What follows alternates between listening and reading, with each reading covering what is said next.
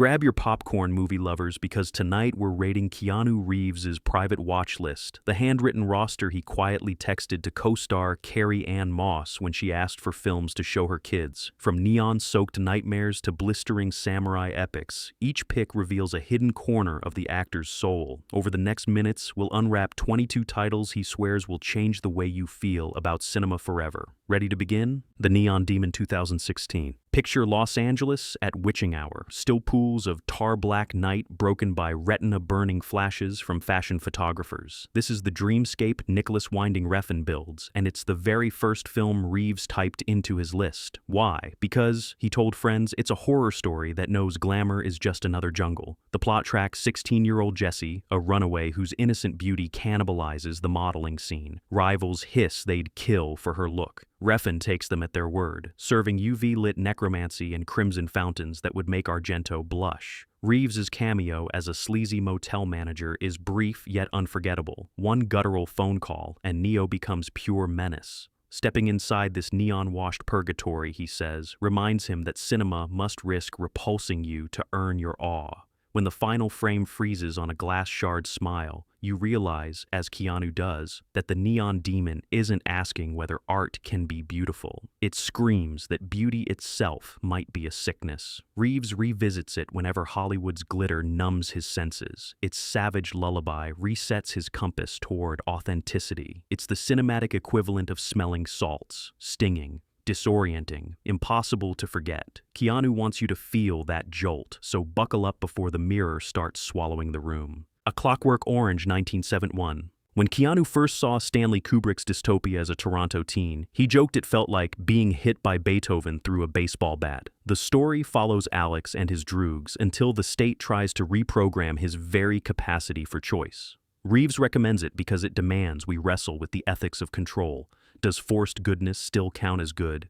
Keep the volume high. Wendy Carlos's electronic symphonies let high culture dance with depravity. Notice how Malcolm McDowell's swagger mutates into panic once the Ludovico technique steals his agency. It's the moment Alex loses his music, Keanu says. After his first screening, he spent a subway ride imagining governments legislating thoughts. That fragile autonomy later colored Neo, Constantine, and Johnny Mnemonic. He urges you to bring a notebook, log the moments that make you flinch, inoculate your conscience against manipulation. As credits roll in darkness, ask yourself, who's conducting your symphony right now? Kubrick, the state, or you? Rollerball 1975. Before cyberpunk had a name, Norman Jewison's Rollerball imagined a corporate future where megabrands replace nations and violent spectacle pacifies the masses. Reeves calls it the chessboard underneath every sports broadcast. Jonathan E. becomes so popular that the Energy Corporation tries to erase him. Individual fame threatens their mantra that no one is bigger than the team. Keanu first screened the film while prepping the Matrix sequels, studying Jewison's cold stadiums and chanting crowds. The tiny moment Jonathan refuses to sign his new contract resonates with him more than any gun-fu sequence. Khan just looks up and blinks. Suddenly, the whole system panics.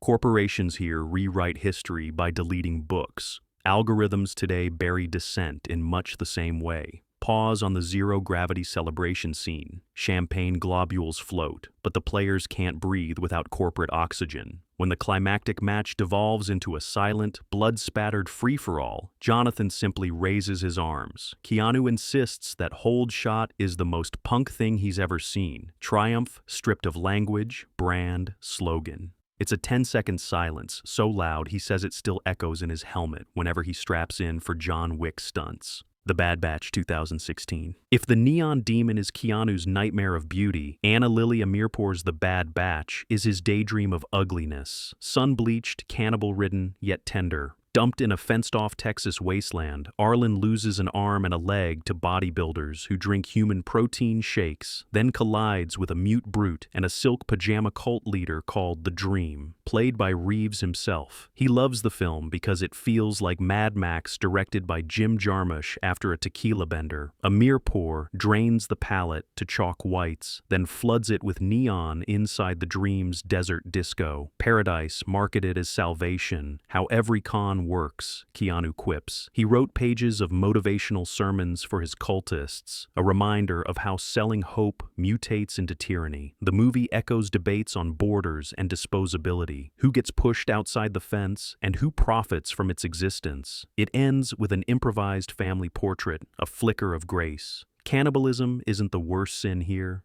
Indifference is. That yearning for connection, Keanu swears, is the point. Dr. Strangelove 1964. Some call Kubrick cold. Reeves laughs. Watch Strangelove and tell me a movie that bleeds hotter. He discovered the satirical Nuke Fest on VHS while filming River's Edge and still calls it the perfect midnight energy drink. An unhinged U.S. general triggers doomsday while Sellers and George C. Scott scramble to unend the world. Keanu treasures Kubrick's absurdity as X-Ray. Slim Pickens riding a bomb teaches deterrence better than any lecture. During Matrix press tours, he kept that freeze frame on his phone to show skeptics who doubted cinema's power. Listen for the tick-tick of bomb bay doors, the squeak of leather chairs, Vera Lynn crooning over mushroom clouds, cognitive dissonance every storyteller should steal. On his list, Keanu wrote, "If you can make them laugh while they sweat, you've got them." When John Wick 4 passed 100 fight days, he screened Strangelove for the exhausted stunt team. Nervous laughter replaced fatigue. Panic turned playful. Laughter became defiance. Fire up this classic and test whether you can chuckle while staring straight at oblivion. It's black comedy as survival kit, and Keanu wants you to pack it. Seven Samurai 1954. No matter how many knives swirl across a John Wick set, Reeves bows to Akira Kurosawa's Seven Samurai as the Rosetta Stone of action cinema. He first saw it on Laserdisc in the 90s, pacing the room at intermission and repeating Kanbei's warning, "Lose and you're dead."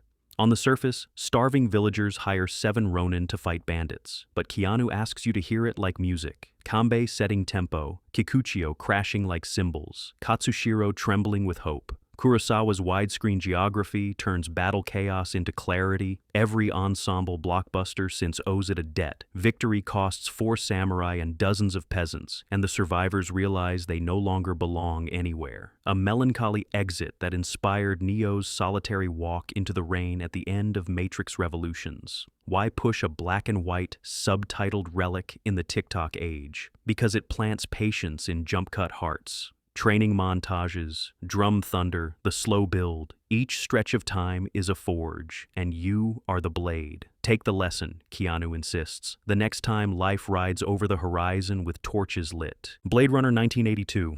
Ridley Scott's rain-soaked Los Angeles, November 2019. Billboards breathe fire, synthetic tears fall harder than real ones, and a weary cop named Deckard hunts androids who feel more deeply than he dares. When Keanu slides this Blu-ray across a table, he doesn't say, "Watch it." He murmurs, "Let it swallow you." It swallowed him at 20, proving to him that science fiction can be noir poetry, Vangelis synths chiming like distant church bells, every frame slick with moral humidity. The moment he rewinds is Rutger Hauer's improvised Tears in Rain soliloquy. In 42 seconds, a dying replicant kneels, opens his hands to the night, and grants everyone watching a soul. Reeves keeps the speech on his phone and plays it before scenes where his own heroes question their firmware. Neo's mirror Mercury touch, John Wick's chapel breakdown, Constantine's rooftop surrender. He also loves the origami unicorn gaff drops outside Deckard's door, the softest threat in cinema, a paper whisper that maybe none of our memories belong to us. Finally, he screens both the 1982 studio cut and the 2007 final cut, so newcomers can feel the tug of war between commerce and vision. Watch with the lights off until the 20-story video geisha hovers over your couch, then sit 1 extra minute after the credits fade. If the echo of synth rain follows you down the hallway, the film has done its job. The Warriors, 1979. When Reeves needs proof that pure pulp can crackle like punk rock, he cues up Walter Hill's Midnight Fever dream. A Coney Island gang framed for murder must cross a hostile New York, where every subway stop is a boss fight. Baseball furies in kabuki paint, glitter-lipped Lizzies, punks on roller skates. Keanu first rented it on Betamax while rehearsing River's Edge. The opening card, sometime in the future, felt less like a date than a dare. He He screens the film for stunt teams to study silhouettes that turn alleys into cathedrals, and Hill's habit of holding the camera 5 paces back so real tunnels drip and trains scream. The line, "Can you dig it?" taught Reeves more about audience rhythm than any acting class. Roar the question, hold the silence, wait for 1,000 strangers to answer. And he adores the ending. Sunrise on a trash-strewn beach. The warriors too exhausted to celebrate still being alive. Style and sorrow share one breath, the very cocktail he chases each time he holsters a pistol and walks into the dark. Enter the Dragon 1973. Only 3 days before Bruce Lee's death, friends watched him grin through a rough cut with missing sound effects. That ghost of unfinished work is one reason Keanu keeps returning. The plot, Shaolin's spy infiltrates island tournament, plays like pulp, yet every frame vibrates with Lee's conviction that martial art is philosophy in motion. Reeves first saw it on a double bill at age 10. He tried Lee's fingertip push-ups on the lobby carpet and nearly broke his nose. Later, he dissected the film to choreograph the Matrix lobby shootout. Lee's one-inch punch became Neo's close-quarter parries. The mirrored labyrinth finale foreshadowed Agent Smith splitting into copies. Keanu tells stunt crews to study the opening duel with Sammo Hung. Slow circular steps, explosive staccato. Lalo Schifrin's bongo and flute score punches holes in silence, a template for Don Davis's bullet time timpani. And when Lee finally slices Han's iron claw on the spinning wooden door, watch his face, no grin, only breath and focus. Reeves argues that restraint makes victory eternal. Tampopo 1985? Whenever endless night shoots reduce meals to vending machine coffee, Keanu resets his appetite and his craft with Juzo Itami's Ramen Western. Widowed cook Tampopo teams with trucker Goro to brew the perfect bowl while side vignettes swirl. Yakuza gourmands, etiquette duels, an egg yolk love letter. A Tokyo journalist slipped Keanu the VHS. Jet-lagged at 2 a.m., he ended up poaching an egg in his hotel kitchenette, then texting noodles to his John Wick double. Itami films pots like cauldrons and ladles like swords. A low-angle camera peers into broth as if scanning a planetary core.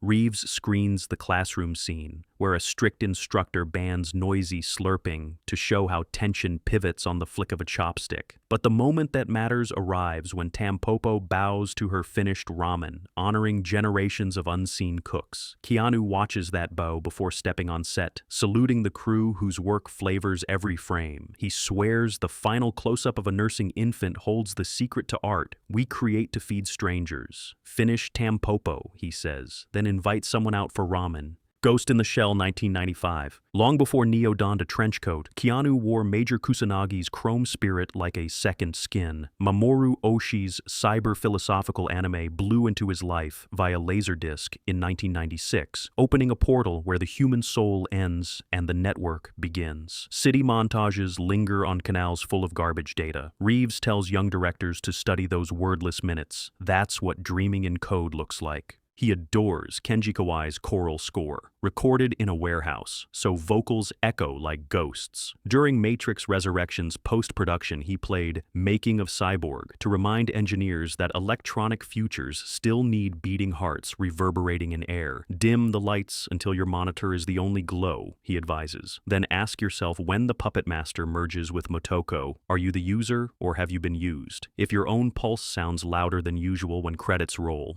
you've tasted the shock of self-awareness that keeps Reeves chasing roles where identity is a moving target. Oldboy 2003. Reeves calls Park Chan-wook's Revenge Labyrinth a sledgehammer sonnet. Businessman Oh Dae-soo is caged for 15 years without cause, then released into a puzzle he was groomed to solve. The one-take hallway hammer fight, 30 thugs, one claustrophobic corridor, became Keanu's textbook while designing John Wick's knife museum brawl. Exhaustion itself turns into narrative. He refuses to spoil the twist, but insists it proves trauma can be engineered like architecture. Clues hide in plain sight, a green umbrella, mirrored photo frames, implicating the viewer in the cruelty. Reeves tells cinematographers to watch the suitcase rebirth shot. Oh, Dae-soo crawling into daylight that still smells of gasoline. Color punctuations, emergency exit reds on funeral grays, etch themselves onto the mind. Stay through the snowfall soft epilogue and Jo Young-wook's mournful strings, Keanu advises. Only then will you feel the ache of memory echoing in a hollow shaped exactly like forgiveness, and understand why he calls the film a sonnet, not a scream. Amadeus, 1984. When Keanu slips Milos Forman's operatic duel of genius versus mediocrity into your hands, he grins. It's every artist's nightmare, every artist's prayer.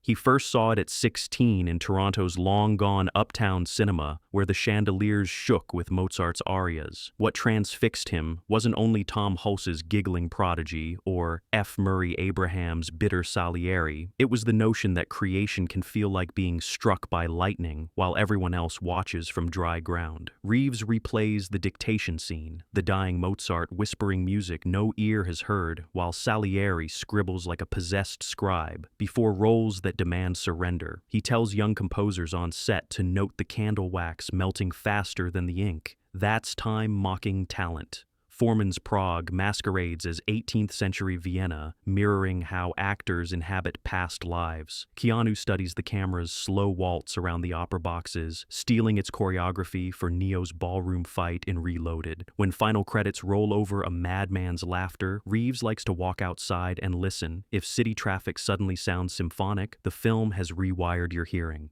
He hopes it reminds you, as it reminds him, that envy dies hard, but the music, if true, outlives every grudge. Raising Arizona, 1987. Reeves calls the Coen brothers' baby-snatching caper a punk rock lullaby. He caught it during a late-night River's Edge shoot and was floored that a movie could ping-pong from slapstick to sermon without dropping its rhythm. H.I. McDonough's opening montage, sentences, arrests, shotgun weddings, taught Keanu more about visual time compression than any editing textbook. He screens that whirling camera sprint through a grocery aisle to illustrate kinetic comedy. Lenses hop, but emotion stays laser-locked on Nicolas Cage's Panic. What Reeves loves most is hope stubborn enough to sprout in desert dust. Each time he hears Cage croon, "We got ourselves a family here," he remembers the stunt team dinners that turned John Wick into a tribe. Look for the wood panel trailer rocking like a cradle in the haboob wind. Keanu insists that shot sums up life, chaos braying outside while goodness hums a lullaby within. When the dream sequence floats toward an elderly H.I., thankful for quiet nights, he rewinds, believing cinema's greatest gift is permission to imagine peace. The Coens whisper that redemption can be ridiculous. Reeves passes that whisper to you. The Big Lebowski, 1998.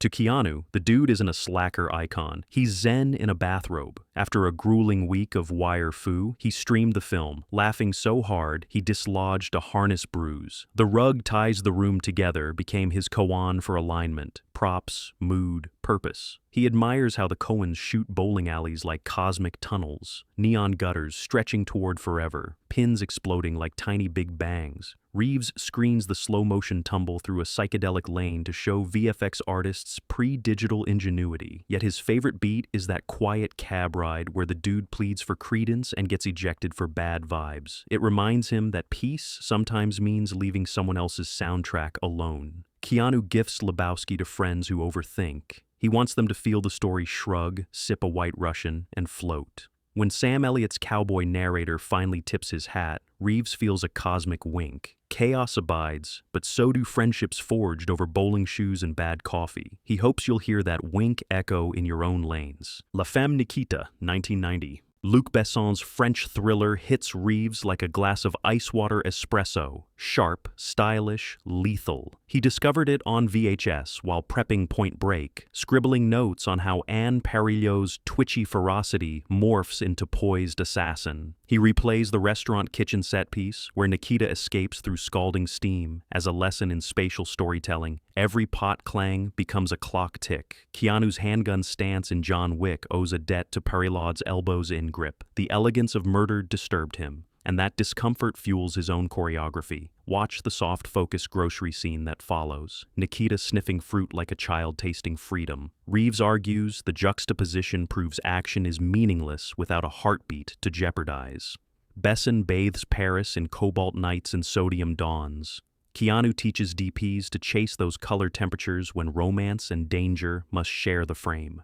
In the final seconds, Nikita vanishes, leaving only a lipstick kiss and an empty apartment. Reeves loves that exit. No victory lap, just the void left when a weapon decides to stop firing. He wants you to feel both liberation and ache in that silence. The Professional 1994. When Reeves lists films about unlikely guardians, Luc Besson's follow-up tops the stack. He first screened The Professional, or Léon as Europeans know it, while training with live ammo at LA's Gunsight Academy. Jean Reno's plant-watering hitman taught him that stillness can be deadlier than muzzle flash. Natalie Portman's Matilda, cradling grief like a submachine gun, reminded him why stories need vulnerable cores. Keanu instructs stunt actors to study Leon's apartment sweep, footsteps timed to heartbeats, reloads synced to breath. The milk bottle, sweating on a windowsill, inspired props for Wick, every object a biography. He treasures the final corridor blaze where Gary Oldman's Manic Stansfield whispers, "Everyone,"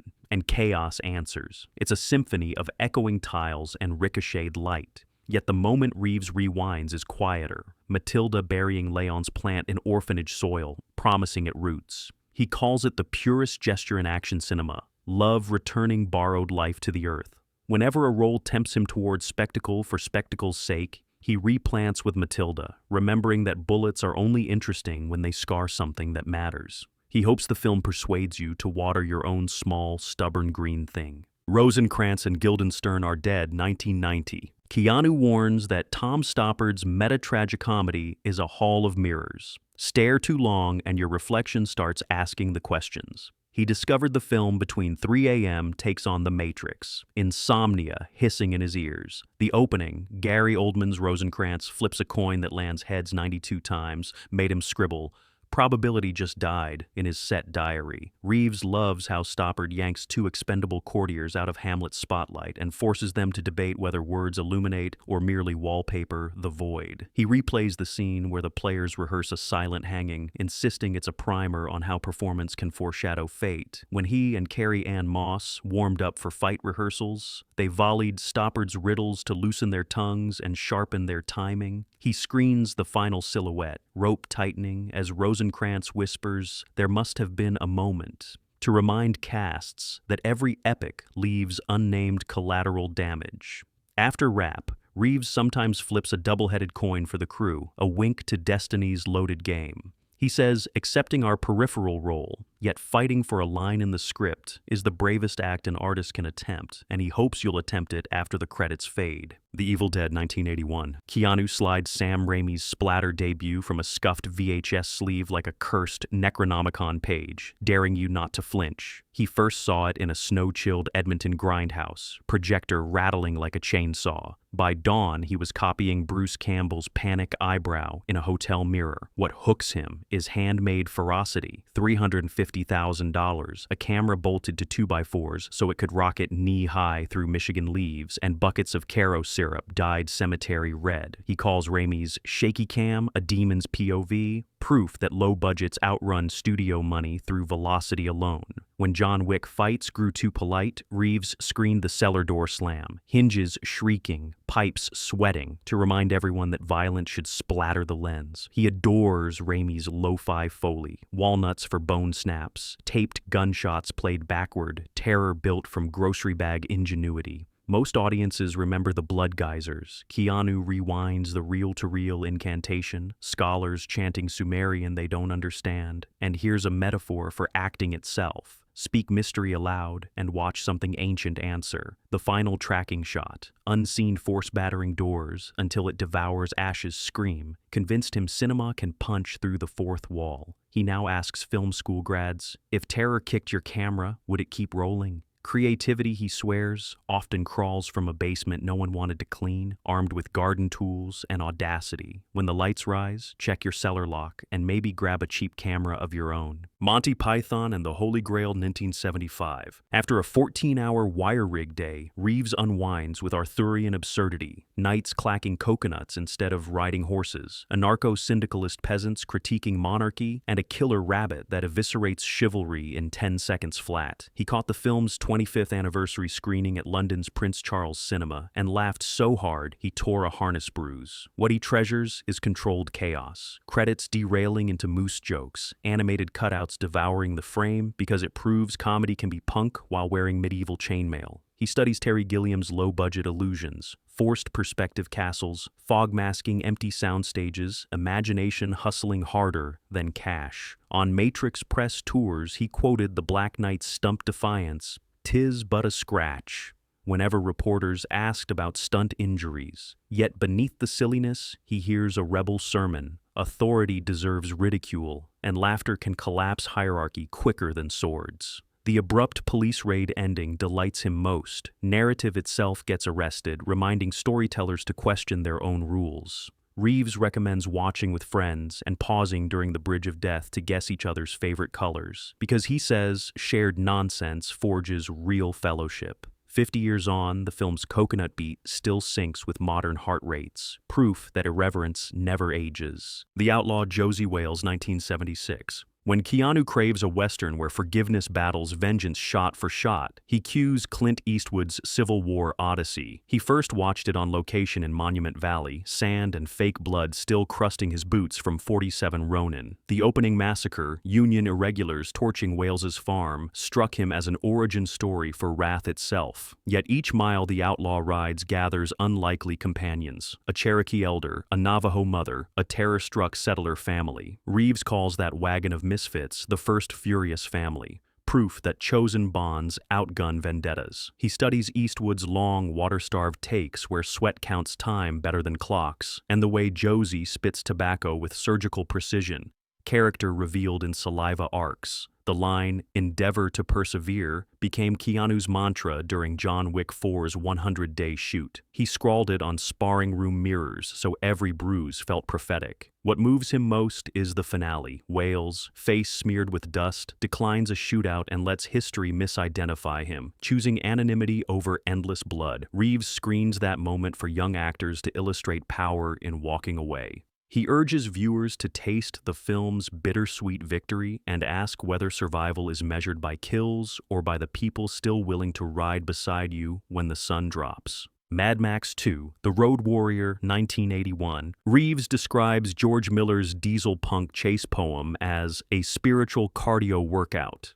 96 minutes where dialogue surrenders to roaring engines and wind-whipped leather. He first saw it projected against a scrapyard wall during Australian night shoots. The silhouettes of rusting cars merged with Mel Gibson's V8 Interceptor until fiction felt parked beside him. What fascinates Keanu is narrative economy, backstory reduced to a single growled voiceover. Character sculpted by stunt work that breaks bones for authenticity. He freeze-frames every under-cranked explosion to study debris trajectories, later echoing them with razor-precise muzzle flashes in John Wick Chapter 3. Watch the feral kid's steel boomerang arc. Reeves calls it the purest special effect. Simple, deadly, unforgettable. He loves Miller's decision to trap redemption inside a fuel tanker decoy, arguing that hope often rides shotgun with deception. The film's punk tribal costuming, feathers, hockey masks, bondage straps taught him that silhouettes speak faster than dialogue, a lesson he passed to costume designer Kim Barrett for Neo's coat. By the final reveal, tank ruptured, sand spilling like time itself, Reeves felt he had inhaled gasoline and exhaled revelation. Freedom is movement. Family is whoever keeps your engine running. He recommends blasting the soundtrack loud enough that your pulse syncs with the revving RPMs, then stepping outside to feel how quiet the real world suddenly seems. And there you have it. 22 portals into Keanu Reeves's cinematic psyche, a mixtape of neon nightmares, dusty horizons, and holy coconut clops. Cue them up, chase the adrenaline, and see if your own story shifts course before the projectors cool.